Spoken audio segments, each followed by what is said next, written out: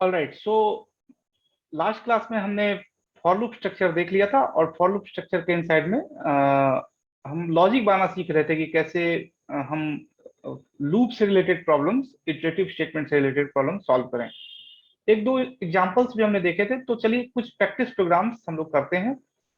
आज हम लोग स्टार्ट कर रहे हैं एक प्रोग्राम से, that is write a program to print factorial of any given number. अब फैक्टोरियल आपको मैथमेटिकल टर्म है जिसके बारे में आप सबको पता है, ये क्या होता है फैक्टोरियल, एंड ये एक्चुअली में कैसे वर्क करता है।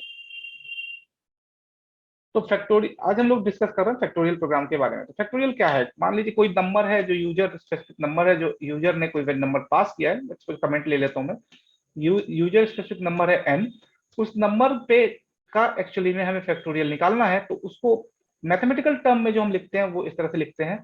अब इसका फैक्टोरियल हमें निकालना है। तो फैक्टोरियल एक्चुअली क्या हुआ? मान लीजिए यूजर ने कोई वैल्यू n की जगह पे पास की, let's suppose that value is 10 or n he at least. So the what is the factorial? The factorial would be, it starts from 1 multiplied by 2 multiplied by 3 multiplied by 4.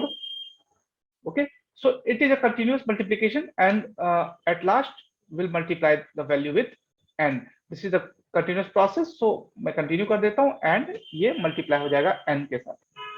तो ये हो गया factorial. ये mathematics में आप लोग इससे aware हैं।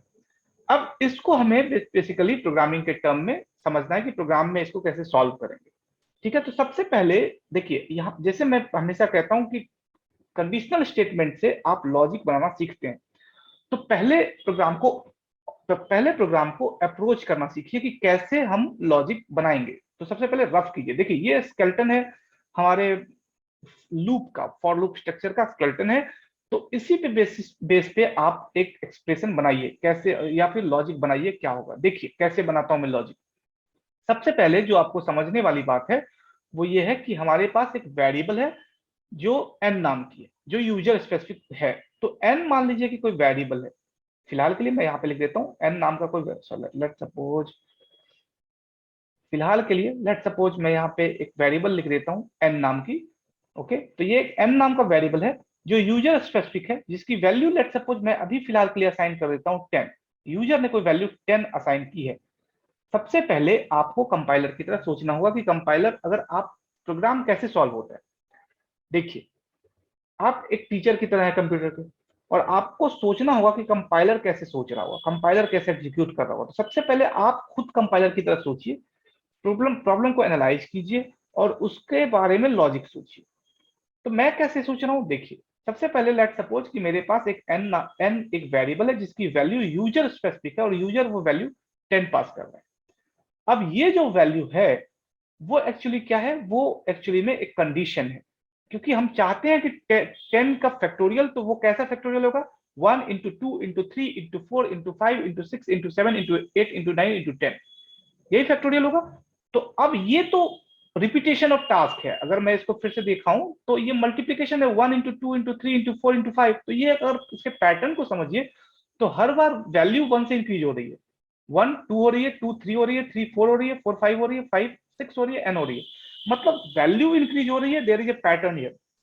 ओके, और हमें एक्चुअली में एक n की वैल्यू मिल गई है 10। तो मुझे 10 टाइम्स एक्चुअली लूप चलाना है, ये कंडीशन है। 10 टाइम्स लूप चलाना है, तो ये कंडीशन है। तो ऑब्वियसली ये कंडीशन यहाँ टेस्ट होगी।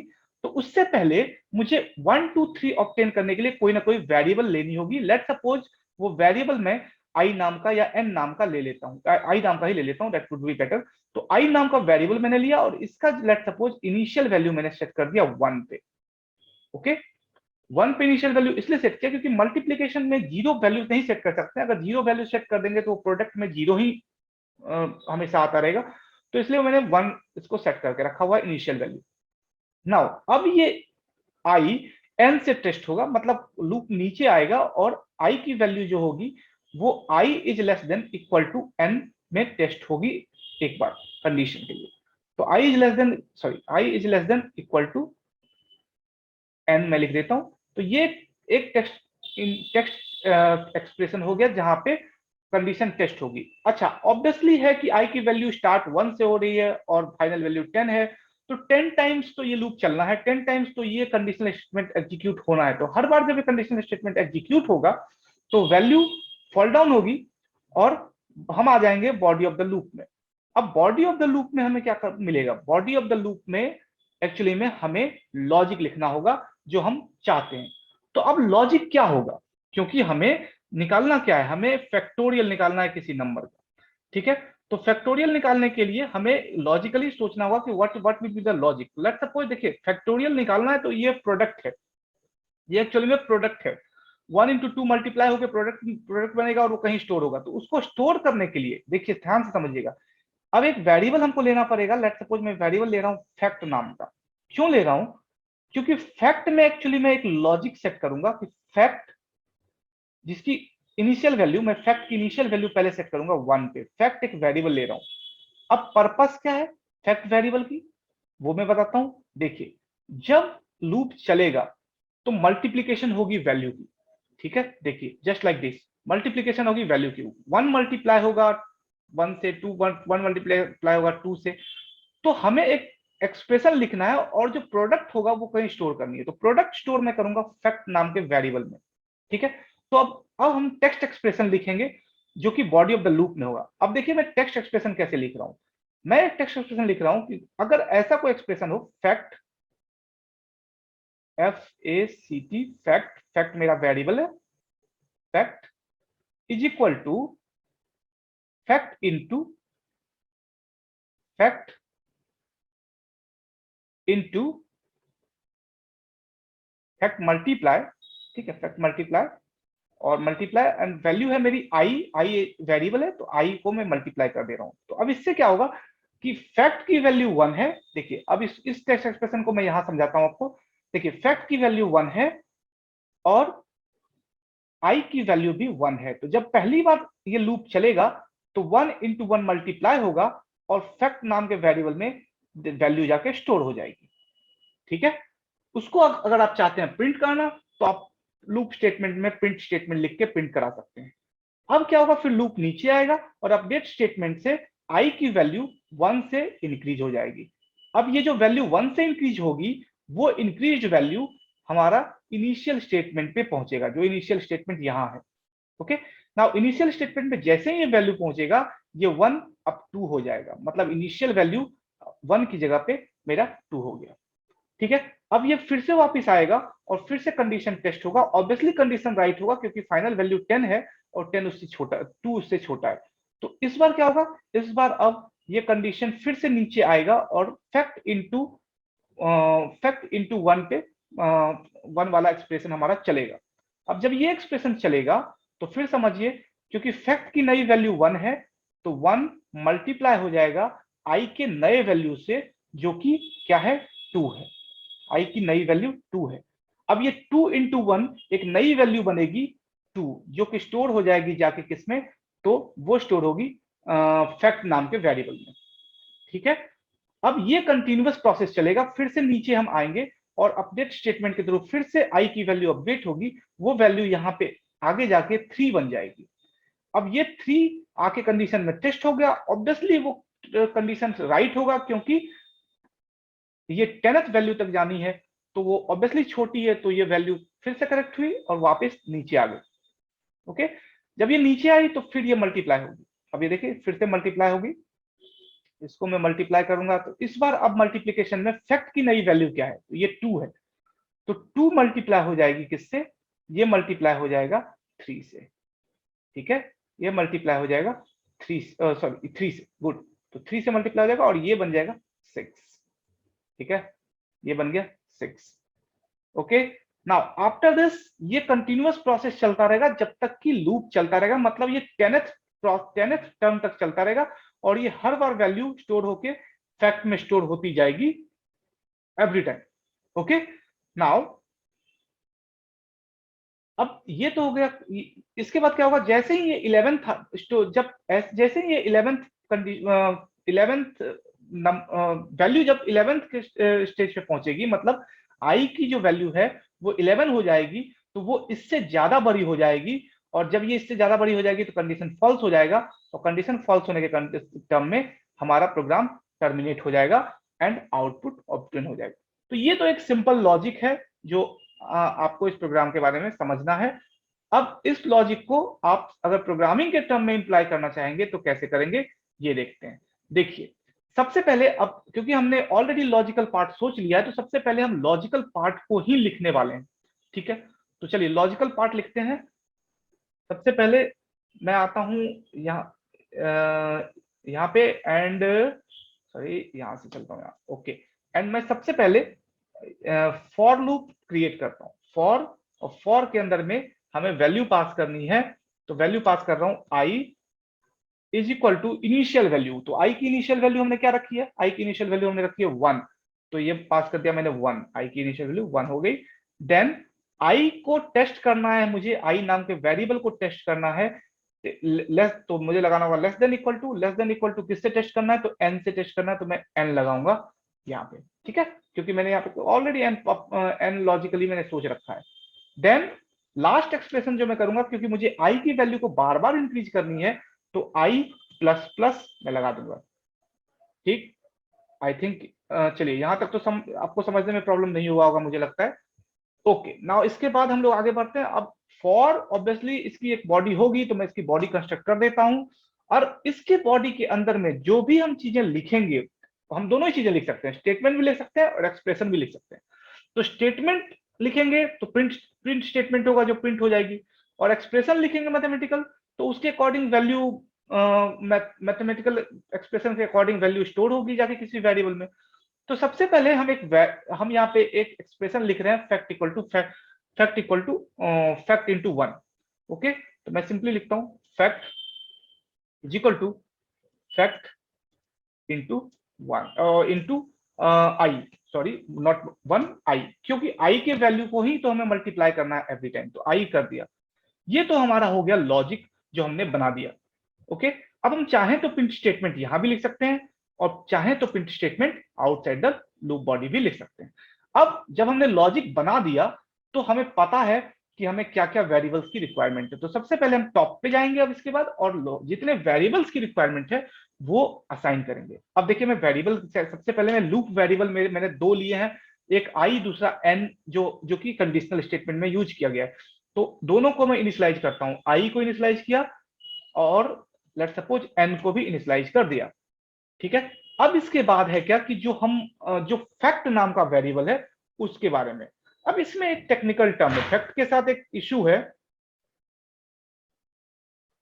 फैक्ट के साथ एक इशू है कि फैक्ट में जो वेरिएबल स्टोर होगी, फैक्ट में जो वेरिएबल स्टोर होगी वो फैक्ट में जो वेरिएबल स्टोर करनी होगी वो एक्चुअली में हमको सोचना होगा कि उसमें कोई डेटा टाइप क्या लगा।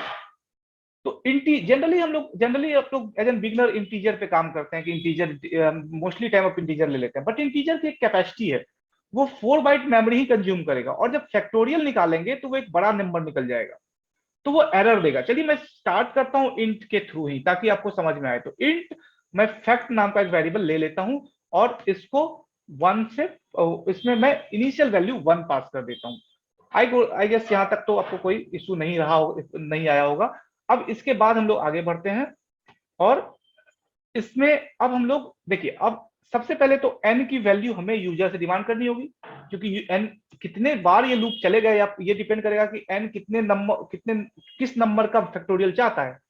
तो उसके लिए हमें एक प्रिंट एफ स्टेटमेंट लिखना होगा। मैं लिख रहा हूं प्रिंट एफ, और प्रिंट एफ स्टेटमेंट के अंदर में मैं पास कर देता हूं enter any integer, okay, integer और number whatever you want to write, मैंने लिख दिया।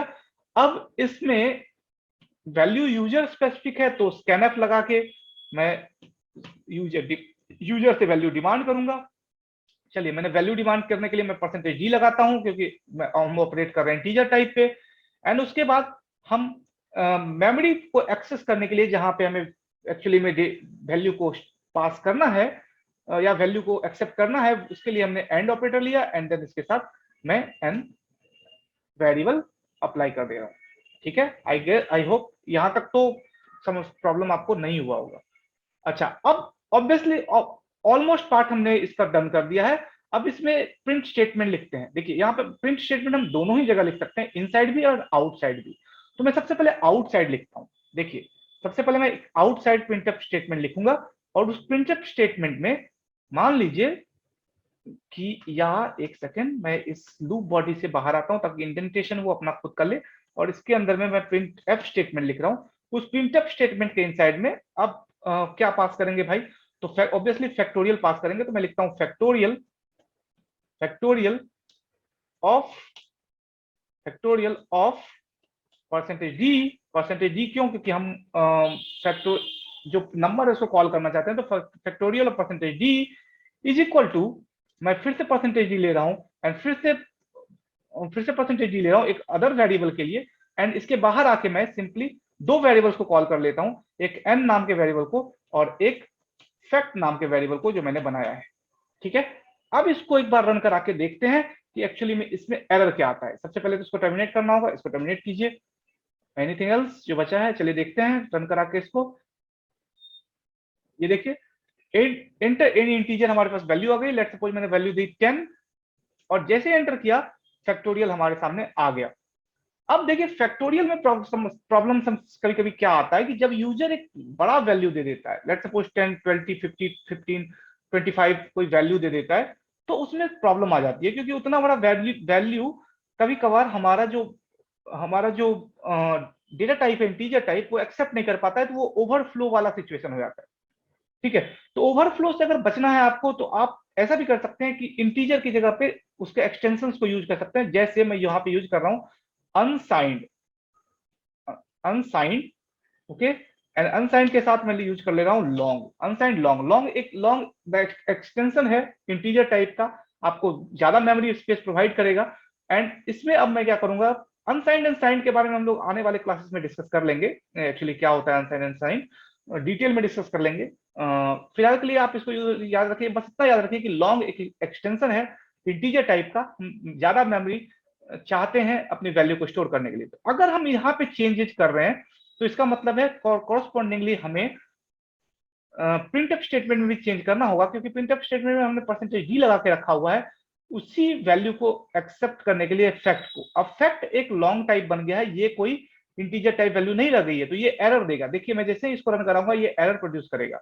देखिए ये एरर प्रोड्यूस कर दिया, क्यों, क्योंकि अनसाइंड जो हमने पास किया हुआ है, सॉरी यहाँ पे एक तो पहले स्पेलिंग मिस्टेक है वो मैं सही कर दूं, unsigned, alright, and then unsigned एक डिफाइंड ये है। मैं एक बार रन कराता हूं, देखिए अब देखिए इसमें प्रॉब्लम क्या है। यहाँ पे प्रोग्राम रन हो रहा है, प्रॉब्लम उसके साथ प्रॉब्लम नहीं है, प्रॉब्लम है फैक्टोरियल और परसेंटेज डी में। ये जो परसेंटेज डी लिया है वो, क्योंकि परसेंटेज डी हम इंटीजर टाइप लेते हैं और हमने डेटा टाइप चेंज करके यहाँ पे लॉन्ग कर दिया, अनसाइंड लॉन्ग कर दिया है।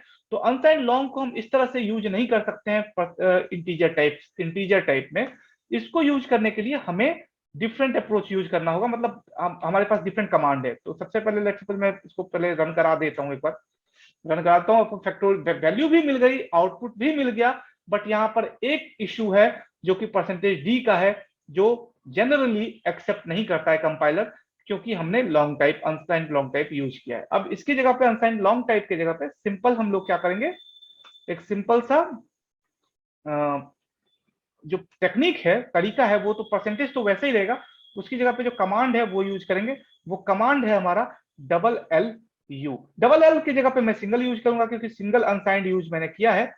तो L U, okay, L U मैंने यूज किया long unsigned, and long unsigned को अगर ये फुल फॉर्म हो गया लॉन्ग अनसाइंड, मतलब किसी अनसाइंड लॉन्ग वैल्यू को एक्सेस करने के लिए हम परसेंटेज एल यू लगाते हैं instead of percentage D. But ऐसे कंपाइलर आपका तब भी आउटपुट दे रहा है, बट सम केसेस में ये इशू आ सकता है। देखिए अब ये प्रोग्राम रन होगा, आराम से रन होगा, और इसमें अगर मैं कोई वैल्यू पास करता हूँ, लेट्स सपोज कोई भी बड़ी वैल्यू भी पास करता हूँ 50, तो ये हमारा फैक्टोरियल का वैल्यू पास कर देगा। अब अगर आपको चेक करना है फैक्टोरियल को कि भाई हर एक्चुअली में मल्टीप्लिकेशन के बाद क्या हो रहा है, तो आप इस प्रिंट एफ स्टेटमेंट को इनसाइड दिस भी पास कर सकते हैं। इसके अंदर में अगर हम लोग पास करते हैं तो ये क्या करेगा कि जो वैल्यू आ रही है उस वैल्यू को एक्चुअली में हर बार प्रिंट करेगा, क्योंकि ये क्या हो गया, ये फॉर लूप के अंदर आ गया। तो जो फॉर लूप, जितनी बार ये फॉर लूप चलेगा उतनी बार ये प्रिंट एफ स्टेटमेंट चलता रहेगा, जितनी बार चलेगा। तो 10 अगर हमने वैल्यू 50 टाइम्स रखी तो 50 टाइम्स ये लूप चलेगा और 50 टाइम्स ये प्रिंट एफ स्टेटमेंट प्रिंट होगा। इसमें से एक काम करता हूं, कंफ्यूजन के लिए मैं ये फैक्टोरियल ऑफ एफ स्टेटमेंट जो है उसको मैं हटा देता हूं, ठीक है, इसको हटा देता हूं और इसके आगे में मैं न्यू लाइन क्रिएट कर देता हूं ताकि जो वैल्यू जाए वो अलग अलग लाइन में है। अब इसको देखिए, रन कराइए और ये कोई वैल्यू देके देखिए, लेट्स सपोज 20 दिया, देखिए हर बार जो मल्टीप्लिकेशन होगा वो मल्टीप्लिकेशन की वैल्यू एक एक करके आपके सामने रिप्रेजेंट हो रही है, ठीक है। तो ये फर्स्ट एग्जांपल था जिसको हमने जो हमने देख लिया, ये फैक्टोरियल से रिलेटेड था।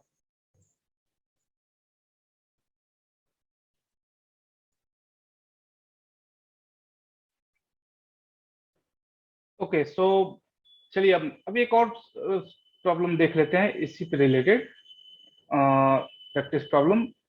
नेक्स्ट चलिए दूसरा प्रॉब्लम, लेट्स सपोज मैं लेता हूँ फिबोनाची सीक्वेंस का। फिबोनाची सीक्वेंस एक तरह का पैटर्न है। मैं पहले क्वेश्चन लिख देता हूँ, write a program, just a second. हम लोग देखने वाले हैं फिबोनाची सीक्वेंस। तो मैं एक क्वेश्चन लिख देता हूँ, write a programme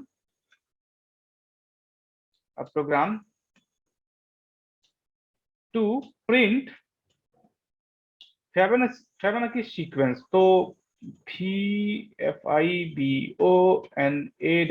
Fibonacci sequence, SEQUENCE Fibonacci sequence हमें प्रिंट कराना है। अब ये फिबोनाची सीक्वेंस होता क्या है?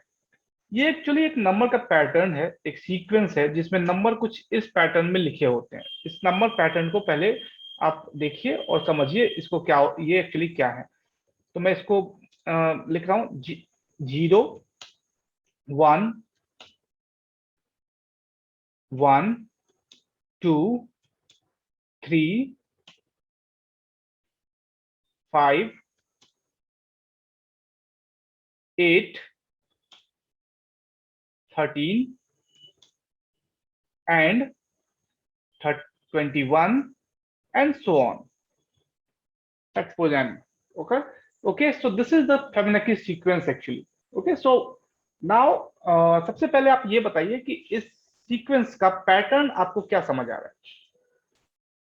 ये एक पैटर्न है, ये तो क्लियर है, बट इस पैटर्न में आप पहले सबसे पहले देखिए प्रॉब्लम, मैंने जैसे कहा कि सबसे पहले आप प्रॉब्लम को एनालाइज कीजिए। प्रॉब्लम को एनालाइज करके पहले तो उसमें जो लॉजिक्स आप सोच सकते हैं वो पहले सोचिए, एंड देन उस लॉजिक को इम्प्लाई कीजिए। सबसे पहले आप इस प्रॉब्लम को एनालाइज कीजिए। प्रॉब्लम को जब एनालाइज करेंगे तो आपको एक पैटर्न दिखेगा। पहले आपको मैं 1 मिनट देता हूं, आप पैटर्न फाइंड आउट करके देखिए। ओके, देखिए पैटर्न क्या है। अगर आप इसको ध्यान से देखिए तो इसका इसके फर्स्ट नंबर और सेकंड नंबर को, फर्स्ट एंड सेकंड को जब ऐड कर रहे हैं तो हमें नेक्स्ट नंबर मिल रहा है every time. First and second को जब ऐड कर रहे हैं तो नेक्स्ट नंबर मिल रहा है। फर्स्ट एंड सेकंड को जब ऐड कर रहे हैं तो नेक्स्ट नंबर मिल रहा है। फर्स्ट एंड सेकंड को जब ऐड कर रहे हैं नेक्स्ट नंबर मिल रहा है। मतलब ये एक पैटर्न है जहां पे फर्स्ट और सेकंड को ऐड करने पे हमें थर्ड नंबर मतलब नेक्स्ट नंबर उस सीक्वेंस में मिलता है। ओके, सो सिंपल सा जो फर्स्ट लॉजिक मेरा बनेगा इसके रिगार्डिंग, जो फर्स्ट लॉजिक बनेगा वो सिंपल बनेगा, वो सिंपल सा लॉजिक होगा, सिंपल सा कॉन्सेप्ट होगा। दैट वुड बी, मैं लिख देता हूं यहां पे, that would be like this. See, first FIRST, first में मैथ्स के टर्म में लिख रहा हूं मैं। कंप्यूटर में हम लोग ऑब्वियसली असाइनमेंट ऑपरेटर को इस साइड यूज करते हैं, लेफ्ट साइड में, बट मैं मैथ्स के टर्म में आपको समझाने के लिए लिख रहा हूं। First plus second, SECOND, second is equal to next. ये एक पैटर्न है जो मुझे मिल रहा है इस फिबोनाची सीक्वेंस में। अब इसको ध्यान से देखिए, फिर से देखिए, फर्स्ट प्लस सेकंड मतलब फर्स्ट नंबर और सेकंड नंबर को जब हम ऐड कर रहे हैं तो नेक्स्ट नंबर मिल रहा है। फिर फर्स्ट प्लस सेकंड नंबर को जब ऐड कर रहे हैं 1 + 1 इट बिकम्स 2, मतलब नेक्स्ट नंबर मिल रहा है। 1 और 2 को फिर से ऐड कर रहे हैं तो ये 3 बन रहा है, ये नेक्स्ट नंबर मिल रहा है। मतलब हर बार जब हम फर्स्ट और सेकंड को ऐड कर रहे हैं तो उसी सीक्वेंस में हमें नेक्स्ट नंबर मिलता जा रहा है। अब इसको आप समझिए सबसे पहले कि इसमें और क्या, अब इसको प्रोसेस कीजिए, इस पूरे पैटर्न को प्रोसेस कीजिए। पहले इसको लिखिए कि एक्चुअली में आपको कैसे कैसे नंबर ऑब्टेन हो रहे हैं। देखिए मैं इसको कैसे सॉल्व कर रहा हूं। इसको पहले मैं इसमें सिंपली नंबर्स को लिखूंगा। कैसे लिखूंगा भाई? तो नंबर्स पे जाऊंगा और नंबर्स पे जाऊंगा और सबसे पहले मैं उन नंबर्स को सॉल्व करूंगा। तो लेट सपोज ये नंबर है मेरे पास जिसमें मुझे फर्स्ट पहला नंबर जो मुझे मिल रहा है सीक्वेंस में वो मिल रहा है 0। ओके, और ये 0 सबसे पहले प्लस हो रहा है सेकंड नंबर से, एंड सेकंड नंबर उस सीक्वेंस का मेरे पास है 1। देखिए 0 एंड उस सीक्वेंस का फर्स्ट सेकंड नंबर है 1। अब ये दोनों नंबर जब ऐड हो रहे हैं तो इसके समेशन से जो नंबर मिल रहा है वो मुझे मिल रहा है नेक्स्ट नंबर है। देखिए नेक्स्ट नंबर ये हो गया। अब इसके बाद सेकंड नंबर पे अगर देखे जाए हम लोग इसी पे सेकंड नंबर पे, तो अब वहां पे हमको मिल रहा है 1 एंड सेकंड फिर से 1 प्लस हो जा रहा है 1 से जो कि नेक्स्ट नंबर है उसी सीक्वेंस में, और ये आपका एक नया नंबर क्रिएट कर रहा है जो कि आपका है नेक्स्ट। देखिए अब मैं इसको देखिए आप इसको एक बार मैच कीजिए। देखिए इस सीक्वेंस में सेकंड नंबर आपका है 1 प्लस 1, 1 प्लस 1 ये बन गया नेक्स्ट इक्वल टू, अब आप नेक्स्ट जो नंबर बन रहा है उसको आप यहाँ पे, मैं यहाँ पे लिख देता हूँ, नेक्स्ट नहीं लिखता हूँ, इसकी जगह पे नंबर सीधा लिख दे रहा हूँ। Number would be 1 and number would be now 2, ये 2 हो गया। नाउ इसी तरह से अगर आप इस सीक्वेंस को आगे बढ़िए तो ये नेक्स्ट टाइम आपके सीक्वेंस में नंबर क्या है, नेक्स्ट टाइम ये 1 ऐड हो रहा है 2 से और ये नया नंबर 3 बन रहा है। तो 1, यहां आइए फिर से मैं लिख रहा हूं 1 plus 2, 1 plus 2 is equal to 3। Alright, ये नया नंबर बना नए इस सीक्वेंस में। अब इसी तरह से नेक्स्ट नंबर जो बनेगा वो बनेगा 1 not 1 2 plus 3 is equal to 5। Okay, आप सीक्वेंस देखिए आपको पता चलेगा। मैं एक बार लिख देता हूं फिर सीक्वेंस आपको दिखाता हूं जल्दी से। अब नेक्स्ट नंबर जो बनेगा वो 3 प्लस 5 इज इक्वल टू 8। ये सीक्वेंस हमारा बनता जा रहा है पूरे पूरे फिबोनाची सीक्वेंस का। अब आप इसमें से देखिए कि क्या पैटर्न बन रहा है, आप इसको समझने का कोशिश कीजिए क्या पैटर्न एक्चुअली बन रहा है। तो ये एक ऐसा पैटर्न बन रहा है, देखिए पहले तो मैं नंबर मैच करवा देता हूं आपको। ये देखिए नंबर मैच कीजिए, पहला नंबर है 0 प्लस 1, ये बन गया 1, फिर 1 प्लस 1 ये बन गया 2, फिर 1 प्लस 2 ये बन गया 3, फिर 2 प्लस 3 बन गया 5, 2 प्लस 3 5, एंड 3 प्लस 5 बन गया 8, एंड ये सीक्वेंस चलता जाएगा। अब इस पैटर्न को देखिए और आप बताइए कोई आपको इसके विदिन भी कोई पैटर्न दिख रहा है क्या? इस पैटर्न के विदिन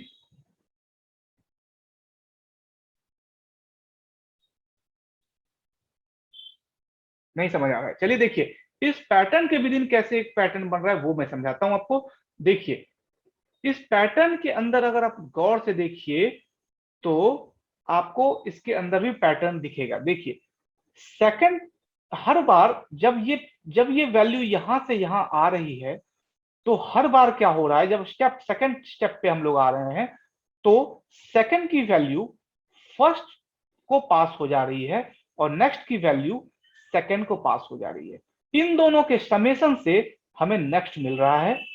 ध्यान से समझिएगा, सेकंड की वैल्यू फर्स्ट को पास हो जा रही है एंड नेक्स्ट की वैल्यू सेकंड को पास हो जा रही है, और इन दोनों के समेशन से मुझे एक नई वैल्यू मिल रही है जो नेक्स्ट है। फिर से नेक्स्ट स्टेप पे जब आप आएंगे तो यहां पे भी आपको वैसा ही सीक्वेंस दिखेगा जहां पे सेकंड की वैल्यू फर्स्ट पे ट्रांसफर होगी एंड नेक्स्ट की वैल्यू सेकंड पे ट्रांसफर होगी, एंड इन दोनों के समेशन से हमें नेक्स्ट वैल्यू मिलेगी। फिर नेक्स्ट स्टेप पे आप फिर से देखिए सेकंड की वैल्यू फर्स्ट पे पास हुई एंड नेक्स्ट की वैल्यू सेकंड पे पास हुई, एंड हमें एक न्यू वैल्यू इन दोनों के समेशन से मिला। तो ये कंटिन्यूअस प्रोसेस आप देखेंगे तो हर बार एक ये pattern inside one pattern we have another pattern, मतलब एक पैटर्न के अंदर भी हमारे पास एक अदर पैटर्न है जहां पे वैल्यूज पास हो रही हैं और हमें नई वैल्यू मिल रही है। तो अगर इस चीज को समझें और इसके बेसिस पे अगर आप समझें तो ये एक एक्चुअली हो क्या रहा है, सेकंड की वैल्यू फर्स्ट में जा रही है एंड नेक्स्ट की वैल्यू सेकंड में जा रही है। तो ये एक स्वैपिंग का केस आ गया जहां पे एक वेरिएबल की वैल्यू दूसरे में स्वैप हो रही है और दूसरी वेरिएबल की वैल्यू तीसरे वेरिएबल की वैल्यू दूसरे में स्वैप हो रही है। ठीक है, तो स्वैपिंग का प्रॉब्लम तो आप लोग हमने पहले भी कर रखा है बेसिक प्रोग्रामिंग के टाइम पे ही। तो अगर मैं इसके लिए लॉजिक लिखूं, इसी चीज के लिए, इस पैटर्न के लिए लॉजिक लिखूं, तो सिंपल है, मैं क्या लिखूंगा कि भाई सेकंड की वैल्यू वो फर्स्ट में जा रही है, तो मैं सिंपली लिखूंगा first f i first is equal to second लिख दूंगा। तो जैसे ही मैं लिखूंगा फर्स्ट इक्वल टू सेकंड, इसका मतलब क्या हुआ, सेकंड की वैल्यू फर्स्ट में चली गई, तो सेकंड जो वेरिएबल था वो एम्प्टी हो गया, सेकंड वेरिएबल एम्प्टी हो गया। एंड देन अब सेकंड में कौन सी वैल्यू जा रही है भाई, तो सेकंड में वैल्यू जा रही है सेकंड में जब वैल्यू जा रही है नेक्स्ट की। ऑलराइट, तो नेक्स्ट की वैल्यू सेकंड में गई और अब नेक्स्ट एम्प्टी हो गया, तो अब दोनों का जो समेशन होगा उससे नेक्स्ट आएगा। तो मैं सिंपली यहां पे क्या लिखूंगा, next equal to first plus SECOND second. ये तो हो गया हमारा फर्स्ट, ये तो हो गया हमारा लॉजिक जो इस प्रोग्राम के लिए मुझे चाहिए था।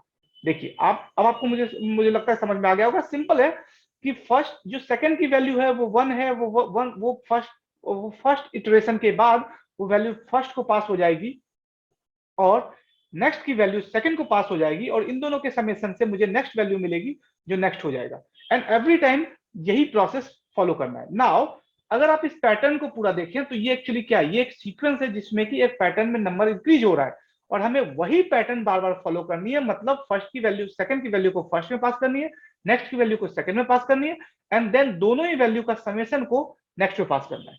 तो बार बार हम एक ही टास्क कंप्लीट करेंगे जब तक कि यूजर स्पेसिफिक है। यूजर जितने सीक्वेंसेस चाहेगा, यूजर अगर 10 सीक्वेंसेस चाहेगा तो 10 टाइम्स हम लूप चलाएंगे, यूजर 15 टाइम्स चाहेगा तो 15 टाइम्स लूप चलाएंगे और 15 टाइम्स ये प्रोसेस चलेगा। तो अब देखिए, अब समझने वाला बात है कि क्योंकि यूजर स्पेसिफिक ये वैल्यू है तो लूप यूजर के वैल्यू के अकॉर्डिंग चलना है। तो मान लीजिए कि यूजर ने कोई वैल्यू n के लिए पास कर दी, लेट्स सपोज n एक वैल्यू है और n के लिए यूजर ने कोई वैल्यू पास कर दी, let's suppose n is equal to let's suppose 10। तो नेक्स्ट 10 सीक्वेंसेस मुझे चाहिए किसके, तो मुझे चाहिए होंगे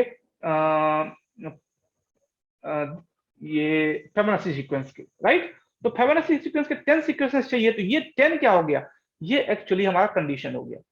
ठीक है, तो सीक्वेंस जब चलेगा तो वो 1 चलेगा, 2 चलेगा, 3 चलेगा, 4 चलेगा, 5 चलेगा, 6 चलेगा, 10 तक जाएगा। तो सीक्वेंस को 1 से लेके 10 तक ले जाने के लिए देखिए, ध्यान से समझिए, यहाँ पे सीक्वेंस देखिए, सीक्वेंस है 1 2 3 4 5 6 7 8 9 10। तो मतलब जितनी बार हमको वैल्यूज को इंक्रीज करना है उतनी बार हमें लूप चलाना होगा, और जितनी बार लूप चलाना होगा उतनी बार वैल्यू इंक्रीज होगी। तो मतलब लूप वेरिएबल भी मुझे इनिशियलाइज करना होगा। तो n तो एक वेरिएबल मैंने ले लिया, इसके साथ मुझे सबसे पहले जो वेरिएबल इनिशियलाइज करनी होगी वो होगी लूप वेरिएबल। ठीक है, तो चलिए लूप वेरिएबल कैसे इनिशियलाइज करेंगे भाई। तो सबसे पहले मैं लूप वेरिएबल इनिशियलाइज करके दिखा देता हूं। मैं लेट्स सपोज मैं एक सिंपल सा वेरिएबल i नाम का लेता हूं लूप के लिए, और इसकी वैल्यू को मैं सबसे पहले सेट कर देता हूं किस पे भाई, तो ऑब्वियसली है 1 पे, क्योंकि मुझे 10 टाइम्स चलाना है। अगर 0 पे रखेंगे तो 9 टाइम्स चलाएंगे ऑब्वियसली। ओके, तो i की वैल्यू मैंने 1 रखी, तो कंडीशन क्या बनेगा, कंडीशन बनेगा हमारा i की वैल्यू जो है वो टेस्ट होगी i is less, if i is less than equal to n। n की वैल्यू क्या है, n की वैल्यू मान के चलिए कि अभी फिलहाल के लिए 10 है। तो ये लूप कितनी बार चलना है, ये लूप 10 टाइम्स चलेगा। ये तो श्योर है कि ये लूप 10 टाइम्स चलेगा, क्योंकि i की वैल्यू जब तक n तक नहीं पहुंच जाएगी तब तक तो ये लूप चलता रहेगा। तो ये 10 टाइम तक तो ये लूप चलेगा। अब जब ये लूप चलेगा तो ऑब्वियसली हम इस लूप बॉडी में आ जाएंगे। अब इस लूप बॉडी में हम दो चीजें यूज करते हैं।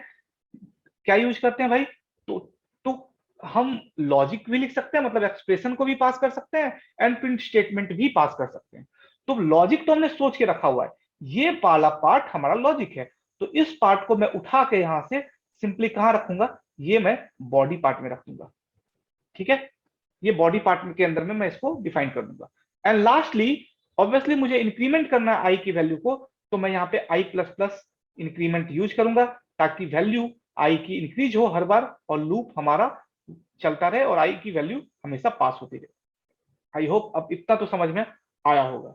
चलिए अब इसी चीज को हम लोग प्रोग्रामिंग के टर्म में समझते हैं। इतना तो समझ में आ गया ना? ओके, तो चलिए प्रोग्रामिंग के टर्म में इसको हम लोग समझते हैं कि प्रोग्राम में इसको कैसे एग्जीक्यूट करेंगे। तो ये सारी चीजें जो मैंने ली थी इसको मैं डिलीट कर देता हूँ इस प्रोग्राम के, इसका आप जरूरत नहीं है। और अब एक फिर से हम लोग प्रोग्राम स्टार्ट करते हैं। जैसा मैं हमेशा बोलता हूँ, always start your program with the logical part. तो लॉजिकल पार्ट क्या है भाई? तो लॉजिकल पार्ट मेरा है कि मैं एक लूप बनाऊंगा और उसके अंदर में मैं ये लॉजिक लिखूंगा। तो सिंपली मैं लूप बनाता हूं for i is equal to, let suppose i की इनिशियल वैल्यू 1, देन फिर मैं आई की वैल्यू को इंक्रीज करता हूं, आई लेस देन टेस्ट करता हूं कंडीशन से। तो आई की वैल्यू टेस्ट कहां होगी? तो आई की वैल्यू टेस्ट होगी एन से। This is the value. So I की वैल्यू क्योंकि ये एन से टेस्ट होनी है, तो मैं I is less than equal to N लिख देता हूं। ये एक नई वेरिएबल है, नया वेरिएबल होगा। And then i plus plus से मैं इंक्रीमेंट करूंगा आई की वैल्यू की। ठीक है, तो ये हो गया फॉर लूप। अब फॉर लूप के ऑब्वियसली इसकी बॉडी होगी, इस बॉडी के आंसर में मुझे सिंपली वो जो मैंने लॉजिक बनाया है उस लॉजिक को पास कर देना है। तो मैं लिखूंगा first FIRST first is equal to second STCOND second. यहाँ फर्स्ट और सेकंड ऑब्वियसली वेरिएबल है, हमने इसको डिक्लेरेशन तो नहीं किया, डिक्लेरेशन पार्ट हम बाद में करते हैं। तो first equal to second, now SECOND second is equal to next. Okay, second is equal to next. And lastly हमें नेक्स्ट की वैल्यू चाहिए होगी, तो next is equal to first plus second. Obviously ये इज इक्वल टू तो नहीं है, ये असाइनमेंट ऑपरेटर है। फर्स्ट असाइन, हम कह सकते हैं first assignment, first assign equal to first assign second, second assignment next, और next plus first assign, next equal to first plus second assignment. Okay, so ये हमने लॉजिकल पार्ट तो लिख दिया। अब इस लॉजिकल पार्ट के बेसिस पे, क्योंकि हमने लॉजिकल पार्ट लिख दिया तो हमारा काम ही आसान हो गया। अब इसके बेसिस पे हमें पता है कितने वेरिएबल्स की रिक्वायरमेंट है। हमें एक वेरिएबल फर्स्ट चाहिए, सेकंड चाहिए, एक वेरिएबल नेक्स्ट चाहिए, एक वेरिएबल आई चाहिए, एक वेरिएबल एन चाहिए। इसलिए मैं कहता हूं कि हमेशा प्रोग्रामिंग आप लॉजिकल पार्ट को लिखने से स्टार्ट कीजिए, क्योंकि आपने जैसे लॉजिक लिख दिया आपका ऑलमोस्ट काम पूरा हो गया। उसमें अब आपके पास कोई ज्यादा कुछ बचा नहीं रहता है करने के लिए। तो अब हम ऑलरेडी लॉजिकल पार्ट लिख चुके हैं, तो ऑब्वियसली मैं वेरिएबल डिक्लेयर करूंगा। तो सबसे पहले सेपरेट में चलता हूं। तो सबसे पहले मैं दो वेरिएबल जो फॉर लूप के लिए है वो डिक्लेयर कर रहा हूं। पहला वेरिएबल आई है, मैं आई डिक्लेयर कर रहा हूं। एंड दूसरा वेरिएबल एन है, उसको भी मैं डिक्लेरेशन कर देता हूं एन। तो चलिए, दो वेरिएबल वैलिड डिक्लेरेशन तो हो गई जो मुझे करनी थी। अब इसके बाद नेक्स्ट है मेरे पास फर्स्ट, सेकंड और नेक्स्ट नाम की वेरिएबल। तो मैं सबसे पहले इंटीजर टाइप लेता हूं फर्स्ट, FIRST फर्स्ट। अब फर्स्ट की वैल्यू क्या होगी ये सोचना है। तो फर्स्ट की वैल्यू ऑब्वियसली ये स्टार्ट होता है जीरो से। यहाँ देखिए ये जीरो से स्टार्ट हो रहा है, तो फर्स्ट की value it would be zero. Okay, इसी तरह से हमें एक और वैल्यू लेनी होगी, इंट नेक्स्ट की वैल्यू। तो नेक्स्ट की वैल्यू क्या होगी भाई? तो ये इसकी सेकंड वैल्यू होगी, ये वाली सेकंड वैल्यू 1। तो ऑब्वियसली 1 जाएगी वहां पर, 1 मैंने पास कर दी नेक्स्ट की value. Sorry, not next, this is the second, sorry, SECOND second. अब सेकंड आने के बाद अब हमारे पास है नेक्स्ट की वैल्यू। अब बात आती है कि नेक्स्ट की वैल्यू क्या होगी। तो देखिए, नेक्स्ट की वैल्यू डिपेंड कर रही है, नेक्स्ट की वैल्यू डिपेंड कर रही है किस पे? फर्स्ट एंड सेकंड पे। और फर्स्ट एंड सेकंड कब होगा? जब ये लूप चलेगा और एक्सप्रेशन हमारा एग्जीक्यूट होगा। मतलब जब ये प्रोग्राम चलेगा और एग्जीक्यूशन, ये वाला ये जो पार्ट है ये एग्जीक्यूट होगा। तो ये पार्ट तो बाद में एग्जीक्यूट होगा, पहले तो ये पार्ट एग्जीक्यूट हो जाएगा, राइट? तो हम यहाँ पे नेक्स्ट की वैल्यू कुछ पास कर सकते हैं, ऑब्वियसली कर सकते हैं। हम जीरो रख सकते हैं ताकि कोई गार्बेज वैल्यू जाके स्टोर उसमें नहीं हो। ठीक है, तो हमने जीरो रख दी, कोई गार्बेज वैल्यू स्टोर इसमें नहीं होगी जाके। एंड देन अब ये हमारा पूरा का पूरा ऑलमोस्ट पार्ट रेडी हो गया है। अब है क्या कि अब एक चीज बची है, वो है nth value. Now nth value क्या है? ये यूजर स्पेसिफिक वैल्यू है। यूजर जितनी बार चाहेगा वो जितने सीक्वेंस बनाना चाहेगा बनाएगा। तो क्योंकि ये यूजर स्पेसिफिक है, तो यूजर से उसकी वैल्यू लेनी पड़ेगी। तो मुझे एक प्रिंटफ स्टेटमेंट लिखना होगा। इससे तो आप फैमिलियर हो गए। तो प्रिंटफ स्टेटमेंट लिखा और मैंने लिखा enter number of sequence, number of SEQUENC, number of sequences you want, that's it। ठीक है, और उसके बाद इस स्टेटमेंट के बाद ऑब्वियसली यूजर को वैल्यू पास करनी है, यूजर से एक्सेप्ट करनी है वैल्यू, तो स्कैनफ लगाना पड़ेगा। स्कैनफ स्कैनफ के अंदर में हम %d लगाते हैं, लगाइए %d, ठीक है, क्योंकि इंटीजर टाइप वेरिएबल को हमें एक्सेस करना है। एंड ऑपरेटर रेफरेंस वेरिएबल है, उसको यूज किया रेफरेंस के टर्म में, और उसके साथ हमने पास कर दिया n। तो ये यूजर से हमने डिमांड कर ली वैल्यूज। तो दोनों जगह मैं सबसे पहले सेमीकोलन को टर्मिनेट कर देता हूं ताकि सिंटैक्स एरर ना आए। ओके, नाउ अब इसके बाद क्या बचा, ये प्रोग्राम एग्जीक्यूट होगा ऑब्वियसली। अब एक बार चेक करते हैं ऑब्वियसली क्या होगा कि ये जब प्रोग्राम एग्जीक्यूट होगा तो अपने खुद से सोचिए क्या होगा। सबसे पहले वैल्यू मिलेगी i और n की, तो i की वैल्यू 1 मिली, n की वैल्यू 10 मिली, यूजर स्पेसिफिक है 10 मिली मान लो, तो 10 मिली। तो अब क्या होगा कि ये वैल्यू टेस्ट होगी, ऑब्वियसली कंडीशन ट्रू होगा क्योंकि n की वैल्यू ग्रेटर है, और जब तक ग्रेटर रहेगी तब तक टेस्ट कंडीशन ट्रू होगी। ट्रू होगी तो अब वो नीचे फॉल करेगा प्रोग्राम हमारा, और नीचे फॉल करने के बाद ये हमारा सबसे पहले तो ये टेस्ट होगा। यहाँ पे टेस्ट होने के बाद क्या होगा कि सबसे पहले ये नीचे फॉल होगा और इस पार्ट में आ जाएगा फर्स्ट इक्वल टू सेकंड में। तो अब फर्स्ट इक्वल टू सेकंड में फर्स्ट की वैल्यू हमने 1 रखी हुई है, सेकंड की वैल्यू हमने 1 रखी हुई है, तो 1 सॉरी फर्स्ट की वैल्यू हमने 0 रखी हुई है, सेकंड की वैल्यू हमने 1 रखी हुई है। तो 0 + 1 ये 1 एज एन रिजल्टेंट देगा। 0 + 1 ये हमारा फर्स्ट रिजल्टेंट ये वाला आएगा। 0 + 1 1 इसमें रिजल्ट आ जाएगा यहाँ पे। तो एक्चुअली में ये रिजल्ट नहीं आएगा, एक्चुअली में क्या होगा, जीरो सेकंड की जो वैल्यू है वो चली जाएगी फर्स्ट में, ठीक है। तो सेकंड की वैल्यू क्या है, 1 है, तो ये चली गई सेकंड में, ओके सॉरी फर्स्ट में। एंड नेक्स्ट की वैल्यू क्या है, 1 है, तो वो चली गई सेकंड में। अब सवाल है कि प्रिंट हमें कहाँ स्टेटमेंट देना है। अगर हम इसके बाद प्रिंट स्टेटमेंट देते हैं तो प्रॉब्लम क्या हो जाएगा कि एक बार ये पूरा जो हमारा लॉजिक है वो चल जाएगा और उसके बाद आउटपुट आएगा, तो वो आउटपुट स्टार्ट ही 1 से होगा, 0 से स्टार्ट नहीं हो पाएगा। तो इसीलिए इस लॉजिक से पहले ही, जहां पे हमने लॉजिक बनाया है उसके पहले ही मैं एक प्रिंट एफ स्टेटमेंट पास कर दूंगा ताकि सबसे पहले प्रिंट एफ स्टेटमेंट ही एग्जीक्यूट हो जाए। अब उस प्रिंट एफ स्टेटमेंट में मुझे इंटीजर टाइप वैल्यू ही प्रिंट करानी है, तो %d यूज किया एंड देन इसको सेपरेट किया कॉमा से, एंड देन इसके बाद मुझे प्रिंट क्या करना है, ऑब्वियसली नेक्स्ट प्रिंट कराना है, तो मैं यहाँ पे लिख दूंगा next नेक्स्ट। ओके, अब देखिए, अब समझिए इसको, ये पार्ट तो आपको समझ में आ गया होगा। इस पार्ट में जब आएगा तो वैल्यू टेस्ट होगी, कंडीशन टेस्ट होगा। कंडीशन अगर ट्रू हो गई, ऑब्वियसली ट्रू होगी, 10 टाइम्स तो ट्रू होनी ही है, यूजर स्पेसिफिक अगर 10 वैल्यू है तो इसके अकॉर्डिंग 10 टाइम्स तो वो ट्रू होगी ही। तो क्योंकि फर्स्ट टाइम वैल्यू ट्रू हो गई तो अब एग्जीक्यूशन आ गया, यहाँ प्रोग्राम एग्जीक्यूशन यहाँ पहुंच गया, और यहाँ पे आप उसको अब कंपाइलर को एक प्रिंटफ स्टेटमेंट मिल गया। प्रिंटफ स्टेटमेंट क्या करेगा, ऑब्वियसली किसी वैल्यू को प्रिंट कर देगा। वो किसकी वैल्यू को प्रिंट करेगा, नेक्स्ट की वैल्यू को प्रिंट करेगा। क्या है नेक्स्ट की वैल्यू भाई, तो नेक्स्ट की इनिशियल वैल्यू हमने 0 रखी हुई है, तो 0 प्रिंट हो जाएगा। ओके, नाउ इसके बाद सेकंड लाइन पे आएगा और फर्स्ट इक्वल टू सेकंड, यहाँ पे हमने स्वैपिंग की हुई है, तो सेकंड की वैल्यू फर्स्ट में जाएगी। तो सेकंड की क्या वैल्यू है, 1 है, वो चली गई फर्स्ट में, तो फर्स्ट की वैल्यू जो थी वो रिप्लेस हो गई, मतलब 0 की जगह 1 चला गया, रिप्लेस हो गया, और नेक्स्ट की वैल्यू जो है वो सेकंड में चली गई, तो नेक्स्ट की वैल्यू चली जाएगी सेकंड में, एंड नेक्स्ट की वैल्यू भी फिलहाल क्या है, 0 है, तो वो ऑब्वियसली 0 + 1 बनेगा फर्स्ट टाइम, तो 0 + 1 = 1 बन जाएगा।